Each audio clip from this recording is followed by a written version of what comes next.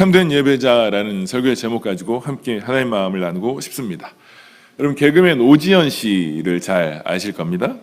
그가 이제 결혼한 후에 출석한 교회를 찾았는데 어떤 교회를 찾았냐면 24시간 365일 예배하는 교회를 찾아다니기 시작한 겁니다. 그러니까 그 교회는 24시간, 하루 24시간의 예배가 반복되어지고 365일이 그렇게 되어지는 교회라는 거죠. 이런 교회 부러우시죠? 쉽지 않네요, 시작부터. 여러분, 신혼 때 정말 심하게 예배만 다녔다는 거예요. 아이들을 유치원에 9시에 보내고 학교 끝날 때까지 예배했다가 또 아이들을 픽업하고 또 기다렸다가 금요 최애례 예배를 기다리고 또 자기가 맡은 순서 예배를 드리기 위해서 새벽 3시까지 이제 예배만 드렸다는 거예요. 왜냐하면 예배에 대한 갈급함이 있었다는 거죠. 그런데 그렇게 그 시간이 너무 기쁘고 즐겁더라는 것입니다. 그렇게 2년, 3년을 살아내고 그렇게 예배를 드리면서 이상하게 자기 마음 안에 자꾸 갈급함이 더 생기기 시작하더라는 거예요. 무언가 채워지지 않는 마음들이 있다는 거죠. 이게 맞는 건가? 이렇게 가도 되는 것인가? 라고 하는 무언가 알지 못하는 부족함이 자신 안에 있다는 것을 발견하게 되어지고 만족함이 없다는 것을 알게 되어지는 거예요. 그래서 그 목마름을 하나님이 채우시기 위하여서 이 오지연 형제, 이 개그맨에게 가슴에 들려주신 이야기가 무엇이냐면 사도행전 10장 말씀을 이렇게 가르쳐 주시면서 그 10년 가운데 말씀해 주시는 것이 무엇이냐면 네가 24시간 예배를 드린다고 해서 거룩한 삶이 아니다. 네가 그렇게 예배를 드린다고 해서 다가 아니다라고 그 마음 안에 이렇게 사도행전 말씀을 가르쳐 주시면서 충격을 주신 거예요. 그렇게 열심히 예배를 드리고 기도를 맨날 하다 보니까 그렇게 살고 있는 자기의 열심이 어느 순간 의가 되어서 다른 기독교인들을 판단하고 부정하게 여기고 있었던 자기의 죄된 모습을 이제 발견하게 되어졌다는 거예요. 나처럼 예배 이렇게 드리는 사람이 어디 있어? 나만큼 이렇게 예배 많이 드리는 사람이 어디 있어라는 교만 앞에 서게 된다는 거죠. 그러면서 그렇게 바리새인 된 자기의 모습을 발견하게 되어지는 시간이라는 거죠. 수없이 많은 예배를 드렸지만 예배를 드리면 자기의 의가 그리고 죄가 없어질 줄 알고 거룩해질 줄 알았다는 거죠. 그런데 그런 만족은 없더라는 거예요. 오히려 죄만 짓게 되어지고 있는, 자신의 의를 은연중에 쌓고 있는, 그리고 또 예배를 통하여서 내가 원하는 것을 얻고 싶어 하고 있는 그런 자기의 마음을 발견하게 되어졌다는 거죠. 그러면서 이 형제에게 주님이 말씀해 주신 것이 마태복음 22장 말씀이었다는 거예요. 마태복음 22장 37절에서 39절 말씀인데요. 예수께서 이르시되 내 마음을 당하고 목숨을 다하고 뜻을 다하여 주 너의 하나님을 사랑하라 하셨으니 이것이 크고 첫째 되는 계명이요 둘째도 이와 같으니 내 이웃을 내 자신같이 사랑하라 하셨으니. 하나님을 사랑하는 것은 되지만 이웃을 사랑하는 건 죽었다 깨어나도 안 되더라는 거예요. 그렇게 예배를 드리는 것보다 세리와 창녀들이 죄를 짓지만 자기들이 죄인이라는 것을 철저하게 깨달으면서 삶의 방향을 바꾸고 은혜를 구하고 그 은혜에 자기의 삶을 드리는 삶, 그것을 원하시고 그것을 거룩이라고 말씀하시는 하나님의 마음을 가슴에 새기게 되어졌다는 거예요. 그때야 비로소 무언가 부족하다고 느꼈던 이 갈급함이 채워지는 은혜가 있었다는 거죠. 우리도 수많은 예배를 드리고 하나님 앞에 무언가를 했지만 뭔가 찜찜하게 남아있는 우리의 불편한 마음들, 뭔가 시원하지 않는, 예배를 했고 기도를 했고 하나님의 말씀도 들었지만 무언가 내 안에 계속해서 느껴지는 이런 부족함들 있지 않을까요? 없으시군요. 무엇인지 우리 안에 그런 목마름들이 우리 안에 남아있다는 거죠. 그래서 그는 그 이웃 사랑하는 것, 그것이 거룩인지 알고 무엇이 거룩인지 무엇이 참된 예배인지를 그때 비로소 알게 되어졌다는 거죠. 여러분, 참된 예배자는요, 하나님께서 정하신 대로 순종함으로 예배드리는 것, 그것이 참된 예배입니다. 내가 하나님을 위해서 드리려고 하는 것 말고, 그리고 하나님이 나에게 원하시고 기뻐하시는 그 말씀에 순종으로 예배하는 것, 이걸 가장 기뻐하시고 하나님 우리에게 원하시는 선물이라는 거예요. 우리에게 가장 기뻐하시는 사랑의 표현이고 참된 예배라고 말씀하시는 거죠. 그런데 이 참된 예배는 누가 드릴 수 있느냐면 하나님을 하나님으로 인정할 때만 가능한 예배예요. 내 삶의 주인이 되어서는, 내가 주인이 되어서는 절대 할 수 없는 예배예요. 하나님을 위해서 무엇인가를 하는 게 아니라 하나님을 철저하게 인정하려고 하는 태도로 드리는 순종의 예배예요. 이 예배를 통해서 하나님이 무엇을 확인하고 싶으냐? 하나님을 향한 우리의 사랑을 확인하고 싶은 거예요. 여러분 잘 아시는 것처럼 가인의 예배 아시잖아요. 가인은 하나님이 기뻐하시는 것이 아니라 내가 하나님 앞에 드리고 싶은 것을 드린 사람이에요. 뿐만 아니라 이건 내가 드린 거니까 하나님이 받으셔야만 해 라고 하는 자기의 생각으로 하나님이 기뻐하시는 믿음이 아닌 행위로만 예배하게 된 거예요. 하나님이 원하시는 믿음까지, 하나님이 원하시는 것은 드리지 못한 것이 가인의 예배였다는 거죠. 여러분, 주님은 나의 최고봉이라는 책을 쓴 오스왈드 챔버스는 책에서 이렇게 이야기합니다. 당신은 주님보다 주님이 무엇을 원하실 거라는 당신의 생각에 더 헌신하는 것은 아닙니까? 만일 그렇다면 당신은 당신 속의 슬픔을 자아내 주님의 거친 말씀을 듣게 될 것입니다. 챔버스는 그 주님의 거친 말을 부드럽게 만들려는 시도가 타협이라고 이야기합니다. 무슨 말이냐면요, 이것을 하나님께서 기뻐하실 거야, 이것을 하나님이 원하실 거야, 이건 하나님이 허락하신 일이야 라고 주님이 무엇을 원하실 것이라는 자기의 생각에 더 헌신할 수 있다는 거예요. 실상 하나님이 무엇을 원하는지에 대해서는 모르는데 그것을 원하실 거야 라고 하는 자기 생각에 헌신하고 몰두하고 충성하고 예배한다는 거죠. 만약 그렇게 되어진다면 그는 하나님께로부터 아니야, 그것 말고 이것이라는 통회하며 회개하며 회개하게 될 그런 주님의 말씀을 듣게 될 것이라고 이야기하는 것입니다. 그러니 내 생각보다 하나님이 원하시는 것이 무엇인지를 먼저 아는 것, 그래야 하나님 앞에 참된 것을 드릴 수 있지 않겠습니까? 사랑의 5가지 언어를 쓴 게리 체프먼도 사랑하는 사람들 사이에 문제가 생기는 현상은 사랑하지 않기 때문이 아니라 서로 사랑의 주파수가 맞지 않기 때문이라는 거예요. 그가 뭘 원하는지 알지 못하면서 내가 주고 싶은 것만 줍니다. 그런 주파수가 맞지 않기 때문이라는 거죠. 마치 여러분, 우리도 그렇다는 거죠. 하나님을 사랑한다고 말합니다. 모두가 다 하나님을 사랑한다고 말할 거예요. 여기 있는 모두가요. 그러면 하나님이 원하시는 것이 무엇인지를 먼저 알고 그분이 원하시는 것을 드릴 수 있어야 하는데, 하나님이 원하시는 것이 아니라 내가 드리고 싶은 것을 드리며 사랑이라고, 그것을 예배라고 착각할 수 있다는 거죠. 여러분, 오늘 본문을 통해서 어떻게 저는 참된 예배자로 예배를 드릴 수 있는지 가르쳐주는 것이 오늘의 본문이라고 생각합니다. 오늘 본문은 사도 바울이 하나님께서 원하시고 받으시는, 그리고 원하시는 예배가 있다, 이것을 영적 예배라고 표현합니다. 여러분, 이 영적 예배, 여러분의 각주 가로치고 있는 부분을 보면요, 이 영적 예배를 뭐라고 얘기하냐면 합당한 예배다, 하나님께서 받기에 합당할 뿐만 아니라 너희가 드려야 될 합당한 예배다라고 정의를 내요. 그런데 그 합당한 예배는 어떻게 드릴 수 있느냐면 너희 몸을 하나님이 기뻐하시는 산제물로 드리라는 겁니다.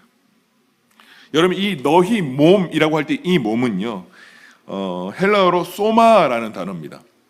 소마라고 하는 단어인데, 이 소마라는 단어는요, 그 사람의 마음, 정신, 영혼, 그 사람의 의지, 그 사람의 세계관과 가치관을 담은 몸을 말할 때 소마라고 이야기하는 거예요.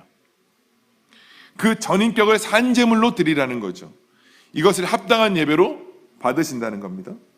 그런데 이 영적이라는 말은요, 로기스코라는 단어인데, 여러분 그 SG 세미나 때도 들으셨잖아요. 합리적이고 논리적이고 이성적이라는 뜻을 가지고 있습니다. 그리고 예배라는 것은 봉사하다, 경배하다, 엎드리다 라는 말입니다. 그러니까 정의하자면 이성적으로 판단하고 분별해서 예배와 봉사함으로 드려라, 이 말입니다. 그러면 우리는 생각해야 되죠. 무엇을 분별하고 무엇을 판단해야 될까요? 무엇을 논리적으로 생각하고 이성적으로 생각하며 무엇이 합당한 것인지를 분별하고 생각해야 된답니다. 이 무엇이냐면 이 말은 그러므로라는 말을 온전하게 품고 있는 말입니다.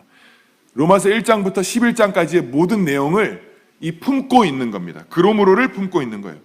무슨 말이냐면요, 1장부터 계속해서 로마서가 써내려오는 동안 무슨 얘기를 하고 있었어요? 너희는 다 죄 아래 있다. 너희 마음에 하나님 두기를 싫어하며 하나님께서 그들을 마음에 상실한 대로 그냥 내버려 두사 합당하지 못한 일을 하게 그냥 내버려 두셨다는 거예요. 죄의 종로로 타도록, 죄의 주인이 되어 살아가도록 내버려 두셨다는 거죠. 그래서 그들에게는 죄의 삭은 사망이라는 거죠.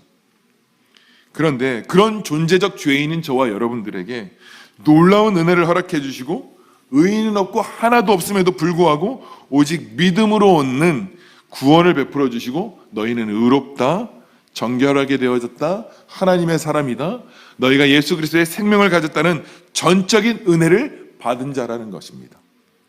그래서 로마서 5장 8절에 우리가 아직 죄인 되었을 때에 그리스도께서 우리를 위하여 죽으심으로 하나님께서 우리에 대한 자기의 사랑을 확증하셨느니라. 이게 사랑이다. 내가 너희를 의롭게 하고 정결하게 하며 하나님의 백성이 되게 하고 너희 안에 예수 그리스도의 생명이 거하게 하는 것, 이것을 주는 것이 아버지 하나님의 사랑이라는 거죠.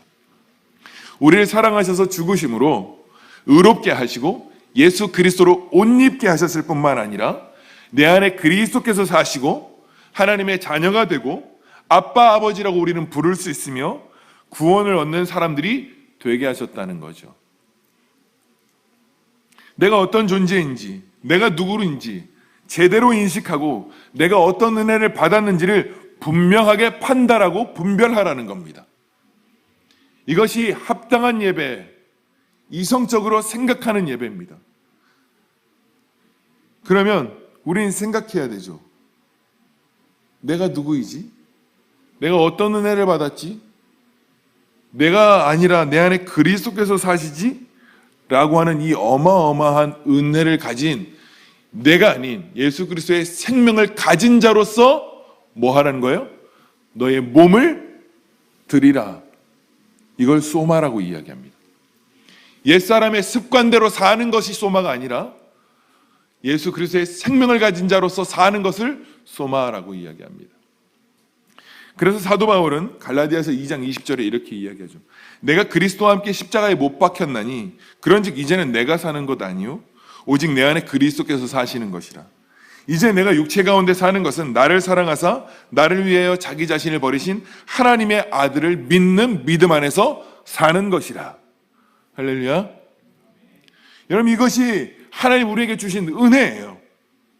그런데 이 은혜, 이 진리, 이 말씀에 뭐 하라는 거죠? 너희 자신을 드리라는 겁니다. 너의 삶을 그 진리에 이루어 놓으신 말씀과 또 이루실 하나님의 말씀에 너희가 너희 자신을 드리라는 거예요. 정의하면 나의 탐심과 정욕으로 예배하고 또 복받기 위해서 따르는 것이 아니라 내 의를 쌓고자 하는 것이 아니라 내 자아가 듣고 싶은 얘기를 들으려고 내가 듣고 싶은 시간에만 머물러 있으려고 죄송합니다.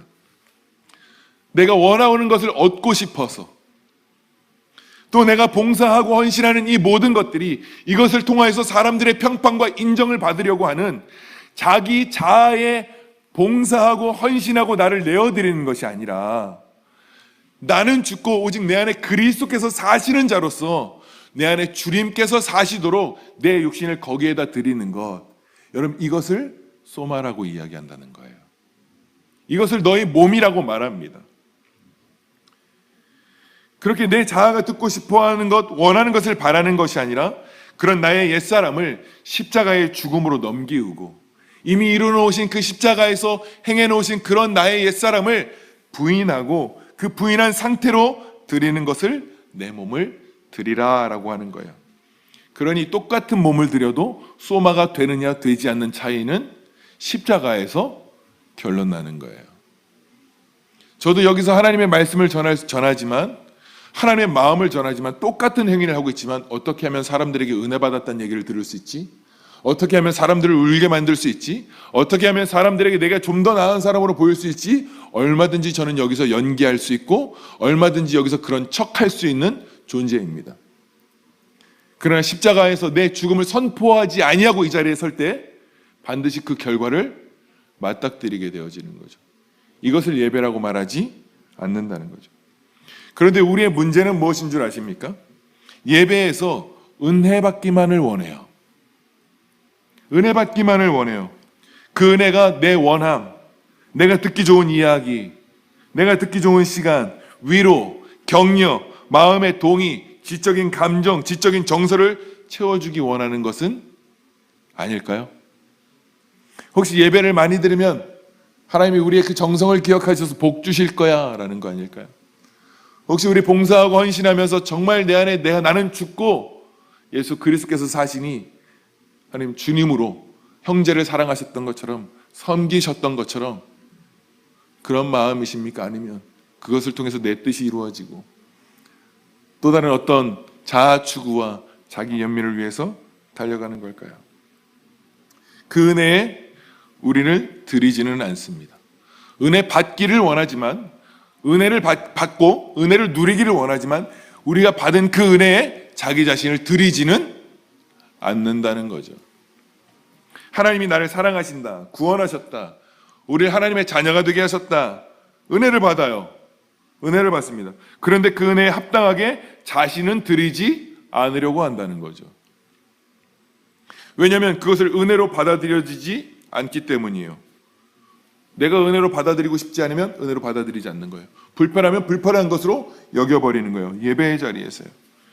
그러면 우리의 마음에 어떻겠어요? 자꾸 공고함만 남아있겠죠. 그러니 어떻게 하겠습니까?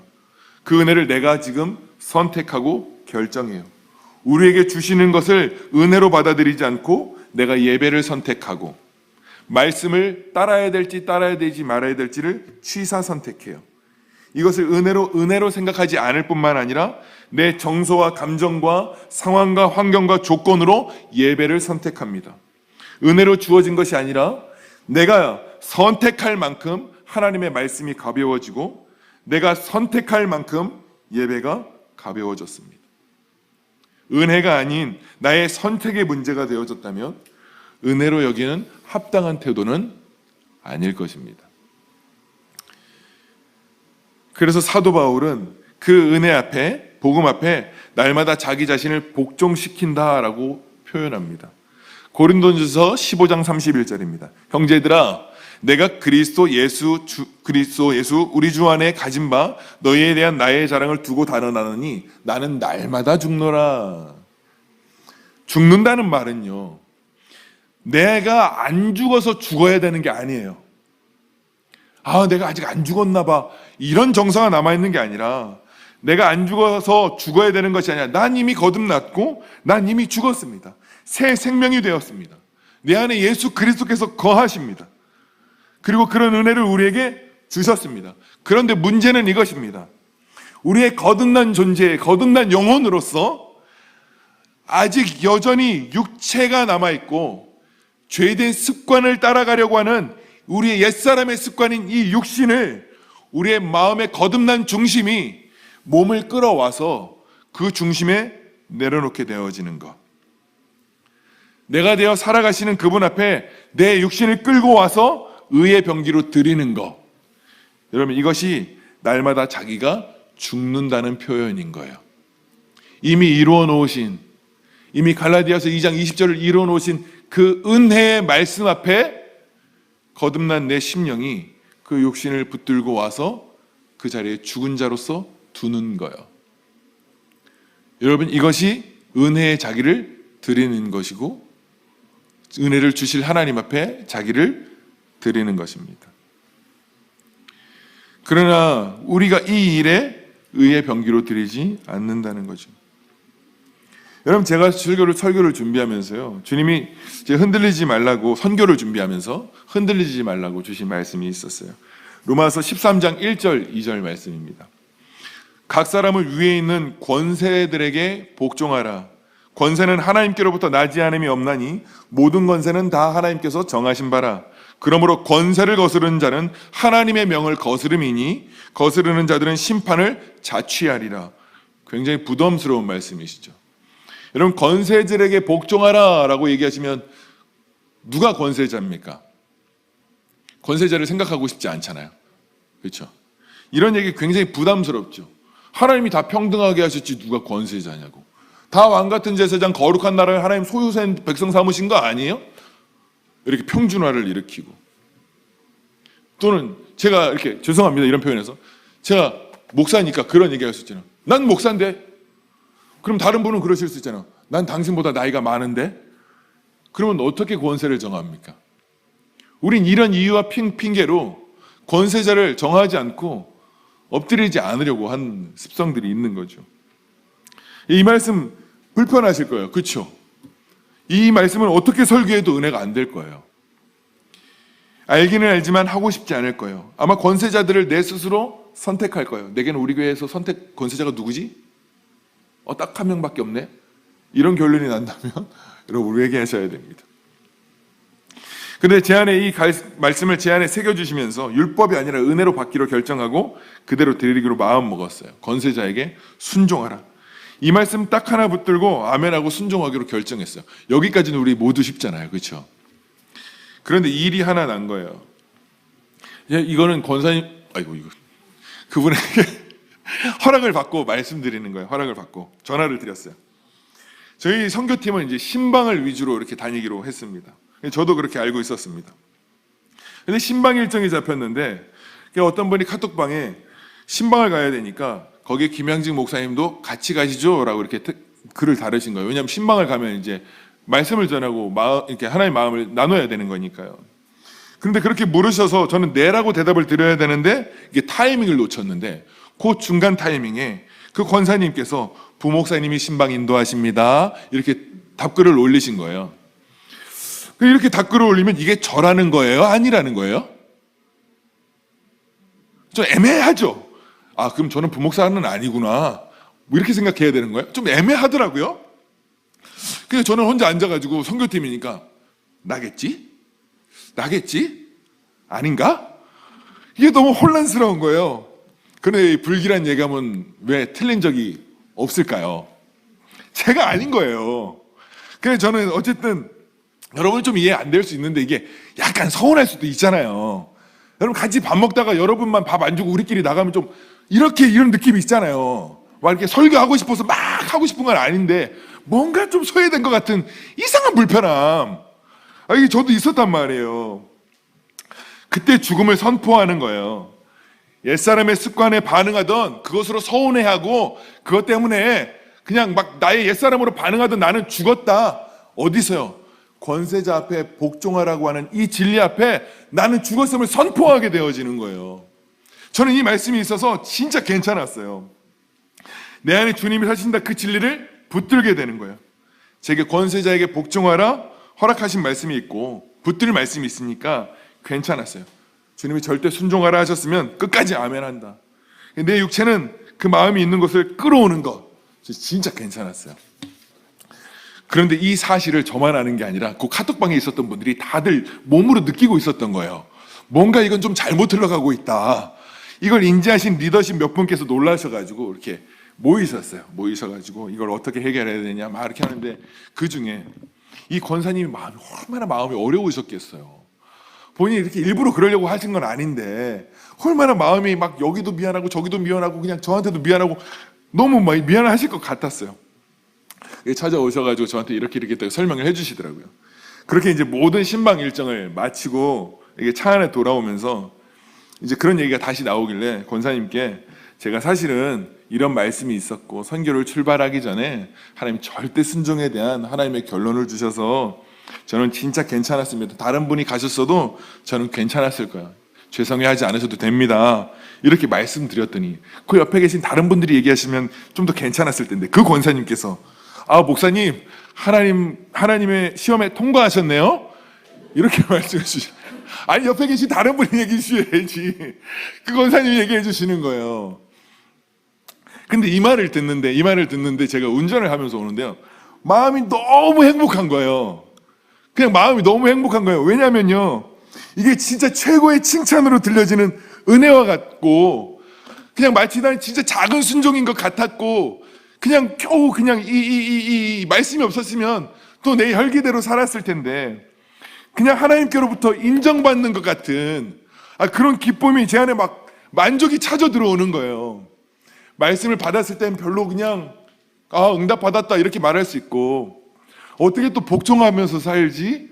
뭐 이런 부담감이 가질 수 있지만, 그 시험을 통과하게 하신 하나님의 결론을 얻고 나니까 마음에 뭐가 있었죠? 만족이 있고 기쁨이 있고 즐거움이 있는 거예요. 근데 그분에게 그 이야기를 들었는데도 마음이 어떻죠? 기쁘고 즐거운 거예요. 그래서 같이 다니는 신방이 막 너무 기대가 되고 또 소망함이 되는 거예요. 여러분, 우리도요, 하나님이 홍해를 갈라줄 거야, 여리고를 무너뜨리게 할 거야, 그럼 다 아멘 할 거예요. 너무 기대되실 거예요. 그건 은혜 자체죠. 그런데 너 홍해까지 가야 돼. 7바퀴는 네가 돌아야지. 그러면 불편해지고 복음이 아니라 율법처럼 여기는 선택을 한단 말이에요. 안 간단 말이에요. 약속을 주신 건 하나님의 은혜고, 너희 안에 예수 그리스도께서 사시는 것도 은혜인데, 그 은혜에 자기 자신을, 육체를 끌고 와서 드리지는 않는다는 거예요. 봉사할 때요, 자기 열심으로 봉사는 하지만 자기의 죽음으로 육신을 끌어와서 헌신하거나 봉사하지는 않는다는 거예요. 그러니 어떻게 하죠? 그 은혜 입은 자로서, 예수 그리스도의 생명을 가진 자로서 자신을 전인격으로 드릴 수 없다면 이후의 은혜는 경험할 수 없습니다, 여러분. 실제로 경험할 수 없어요. 이걸 반쪽짜리 복음이라고 표현하고 있는 거예요. 우리가 항상 받고 싶은 은혜는 거기까지 아닐까요? 그 끝에 가보야 내게 말씀하신 진리를 이루어 놓으신, 내 눈으로 보게 하시는 하나님 자체를 보게 되는 일을 그 자리에서 보게 될 거예요. 하나님의 말씀이 우리를 부담스럽게 하고 불편하게 하죠. 자기를 진리에 내어줘야 하는 것이, 내 안에 나는 죽고 예수 그리스도께서 사신다라는 것을 내어주는 것이 어렵습니다. 그런데 이게 은혜예요. 지금 우리에게 주시는 최고의 은혜를 준비해 놓고 계시는 거예요. 마태복음 7장 11절 말씀입니다. 너희가 악한 자라도 좋은 것을 자식에게 줄 줄 알거든 하물며 하늘에 계신 너희 아버지께서 구하는 자에게 좋은 것으로 주시지 아니하겠느냐? 하나님 악한 자라도 좋은 것을 주시고, 악한 존재적 자연인에게, 받을 자격도 없는 저와 여러분들에게 오늘 좋은 것을 주신다는 거예요. 그 최고의 좋은 것이 무엇이었습니까? 예수 그리스도의 십자가였습니다. 그분의 생명이었고 구원이었습니다. 내가 그리스도와 함께 십자가에 못 박혀 죽었나니 그런즉 이제는 내가 사는 것 아니요 오직 내 안에 그리스도께서 사는 것이라.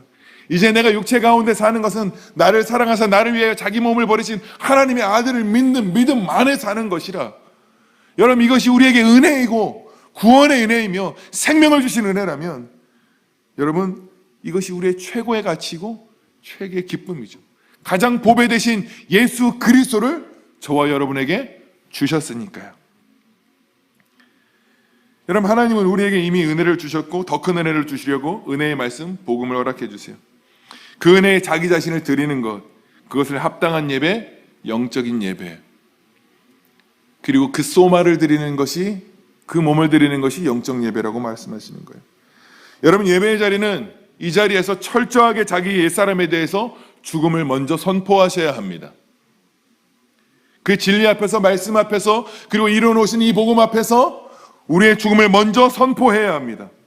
내가 듣고 싶은 이야기, 내가 원하는 법, 내가 듣고 싶은 정서와 감정을 감동시키는 이야기들, 이것에 대해서 철저하게 부인하셔야 합니다. 봉사와 헌신 속에서, 우리들의 삶 속에서 내가 영광받고 싶고 내 뜻대로 이루어지고 싶고 내 마음의 소원 성취가 이루어지고 어떻게 하면 사람들에게 인정받고 평판받을 수 있을까라고 하는 이 자기를 먼저 부인하는 것, 이게 그 십자가 앞에 죽었다는 말이고 은혜 앞에 자기를 드렸다는 것입니다. 그러니 사람들에게 인정받지 않아도, 관심받지 않아도, 내 뜻대로 이루어지지 않아도, 일이 좀 어긋나도 괜찮을 수 있는 겁니다. 은혜의 말씀으로 또 통치하시고 다스리시는 하나님 앞에 자기 자신을 드리는 거예요. 그걸 내가 은혜가 된다 안 된다로 선택하고 은혜 받은 것으로 끝내지 않습니다. 우리를 사랑하셔서 좋은 것을 주시는 하나님 아버지, 나를 사랑하신다는 확신이 있을 때 여러분, 우린 이 일을 가능합니다. 그래서 로마서 6장 13절에 또한 너희 지체를 불의의 무기로 죄에게 내주지 말고 오직 너희 자신을 죽은 자 가운데서 다시 살아난 자 같이 하나님께 드리며 너희 지체를 의의 무기로 하나님께 드리라. 거듭난 존재는 예수 그리스도를 바라보므로 자신의 육체를 끌어와 여기에 쳐서 복종시킵니다. 하나님께 나를 드린다고요? 그러면 말씀에 드리십시오. 갈라디아서 2장 20절 말씀에 자신을 드리십시오. 다른 데 드리지 마세요. 내 원함에 드리지 마세요. 하나님은 그걸 요구하시는 것이 아니라 은혜에 드리는 것을 요구하세요. 하나님의 말씀은 은혜이며 더 큰 은혜를 향하게 나가게 하시는 가장 안전하고 완전한 길입니다. 그 말씀은 곧 하나님이시고 그 말씀은 하나님의 성품과 지혜와 인격이며 하나님의 모든 것입니다. 은혜의 자기를 드린다는 것은 이미 베풀어 주신 은혜의 자기를 드릴 뿐만 아니라 앞으로 주실 은혜를 위하여 은혜의 말씀에 자기 자신을 드리는 것입니다. 사랑하는 여러분, 참된 예배자는 예배당에서 드러나지 않습니다. 참된 예배자는 기가 막힐 은혜를 입고 기가 막힌 은혜를 받았다고 말하고 여기에서 굉장히 대단한 예배를 드리고 화려한 예배를 드리고 수만 번의 예배를 드렸다고 해서 예배당에서 우리가 참된 예배자인 것이 드러나지 않습니다. 예배의 드림은, 참된 예배자는 참된 예배의 드림은 삶으로 증명되게 되어져 있습니다. 하나님 그걸 기뻐하시는 거예요. 은혜 입은 자로서 그 은혜 앞에, 은혜의 말씀 앞에 자기를 드리는 거예요. 선택하는 게 아닙니다. 여러분, 제가 저번 주에 예배를 마치자마자 한 분을 카페에서 만나게 됐습니다. 그런데 이분께서 예배 전에 들어오시면서 누가 좀 이게 자세가 조금 예쁘지 않으셨던 것 같아요.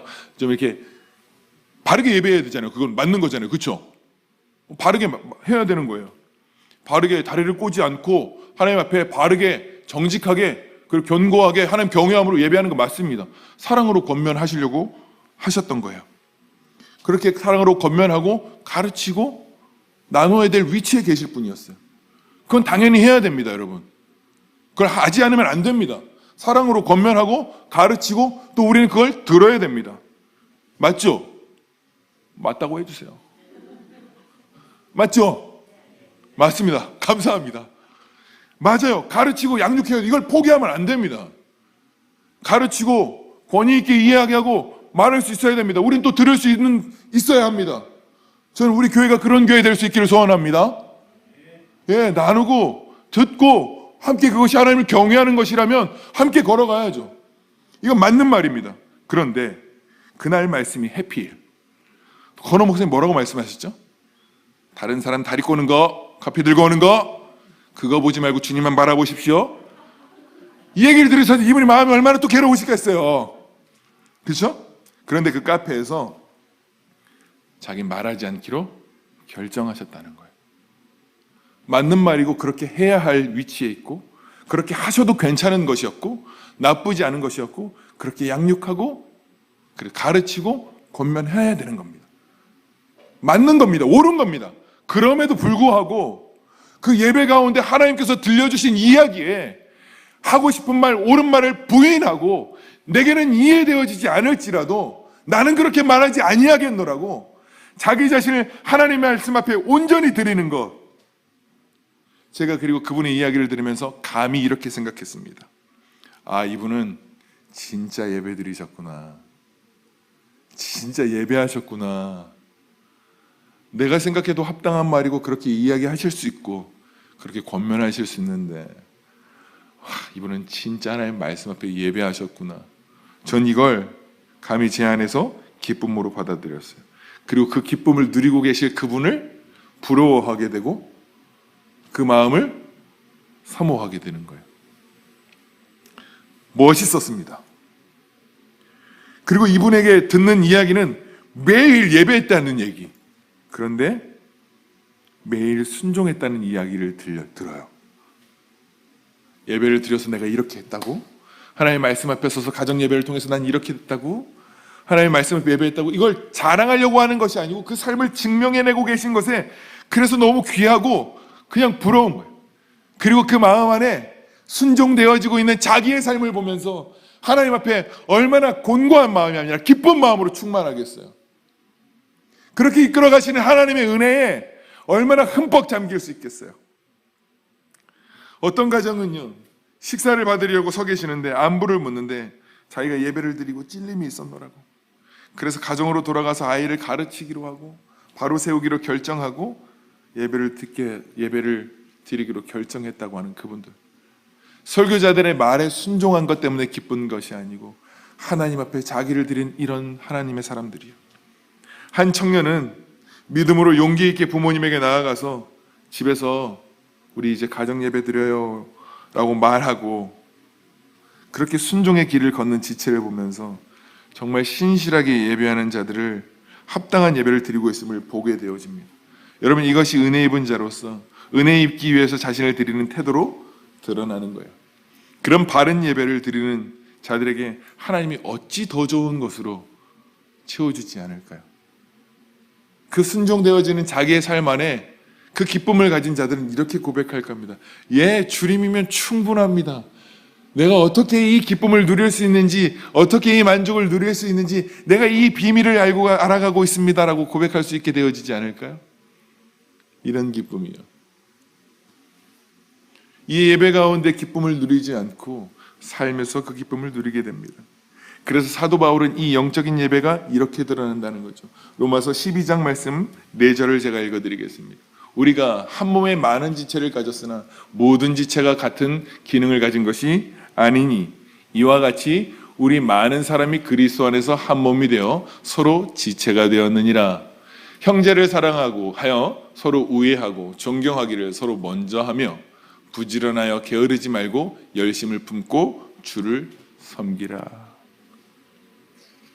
여러분, 이것이 하나님 영적 예배의 결과로 드러나야 되는 거죠. 여러분 안에 예수 그리스도가 사세요? 그 은혜 여러분 자신을 드리고 계십니까? 형제를 사랑하고 교회를 위해서 봉사할 때 내 안에 그리스도께서 사시는으로 철저하게 낮아지고 내 유익과 내 만족과 내 기쁨, 내 뜻 이걸 온전히 부인한 상태로 나는 죽었습니다, 주님. 봉사가 내 의가 되지 않고 예배가 내 의지가 되지 않습니다. 하나님, 예배가 내 복을 위한 것이 아니라 하나님, 봉사가 내 뜻을 이루고 내 만족, 내 스트레스 푸는 그런 거 아니고 나 죽은 자로서 오직 내 안에 그리스도께서 사시는 자로 철저한 겸손과 사랑과 배우함으로 드려지셔야 하는 거죠. 그게 은혜 앞에 자기 자신을 드리는 삶이고 예배라는 것입니다. 그 삶은요, 자기 의를 얻기 위해서 수고하지 않습니다. 여러분, 왜 예배하면서 불편하죠? 왜 봉사하고 헌신하면서 다툼이 일어나죠? 왜 마음이 불편하고 왜 따를 수 없죠?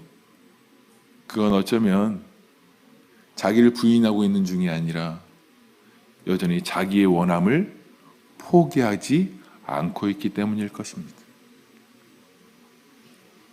이런 말씀을 정리하고 싶습니다. 8월 마지막 제 설교가 되겠네요. 담임 목사님이 빨리 오셨으면 좋겠습니다. 그래서 오늘 너무 행복한가 봅니다. 죄송합니다. 저에게 정말 은혜가 많이 되고 저한테도 많이 제 삶을 교정하고 정말 좋은 꼴을 먹이기 위해서 막 더 하나님을 붙들게 될 수 있는 정말 좋은 기회의 시간이었습니다. 여러분, 예배를 드리고 나서도요, 하나님을 마음에 두기 싫어함으로 불의와 추악과 탐욕과 살인과 분쟁과 비방과 수근수근함을 일삼는 나의 옛사람의 습관에 머물러 있다면 여러분, 오늘 예배는 무슨 의미가 있겠습니까? 나의 옛사람으로 예배드려서 복을 받고 내가 원하는 것을 듣고 싶어하고 봉사와 헌신을 하면서 어떻게 하면 나의 열심을 보일까, 나의 뜻이 이루어질까, 사람들의 칭찬과 평판을 얻을까 마음에 두고 가고 있다면 여러분, 무엇을 우린 예배하고 있는 걸까요? 우리의 마음 안에서 아직도 누군가를 용서하지 못하고 섬길 마음이 생기지 않고 자기를 부인하지 않고 있다면 오늘의 예배는 여러분, 우리에게 무슨 의미가 있겠습니까? 자기를 부인한 자로서, 은혜 입은 자로서 다시 예수 그리스도께 나 자신을 그 은혜에 넘겨드려서 용서하지 못한 자에게 가서 내가 미안했노라고, 내가 당신을 사랑하기로 결정했노라고, 당신 뜻대로 하시라고, 무슨 말씀하시든지 내가 죽게 하듯 섬기겠노라고, 이것이 고백되어져야 되지 않을까요? 우리 여기서 돌아서자. 우리를 사랑하신 여호와께로 돌아서자. 우리 함께 가자. 이런 고백들이 우리 안에 공동체 안에서 드러나서 함께 영적인 예배가 드려지고 서로 사랑하고 화목하고 즐거워지고 눈치 보지 않고 작아지지 않는 그런 결정이 우리들 안에서 드러나야 되는 거죠. 우리에게 더 큰 은혜가 필요하다고요? 우리는 은혜를 찾고 나는 가만히 있고 하나님 나를 강권적으로 어떻게 해주시길 바라요. 그런 분들에게 하나님이 이렇게 말씀하십니다. 고린도후서 12장 9절입니다. 나에게 이르시기를 내 은혜가 내게 족하도다. 이는 내 능력이 약한 데서 온전하여 짐이라 하신지라. 무슨 말이시죠? 내 은혜가 내게 족하도다. 여러분, 더 큰 은혜를 바라지 않으시기 바랍니다. 이미 우리에게 주신 하나님의 이 놀라운 은혜를 은혜로 여기고 그 은혜에 저와 여러분들을 온전히 맡겨드리고 내어드림으로 신실하고 아름다운 참된 예배자가 되시는 저와 여러분들 될 수 있기를 예수님의 이름으로 축복합니다.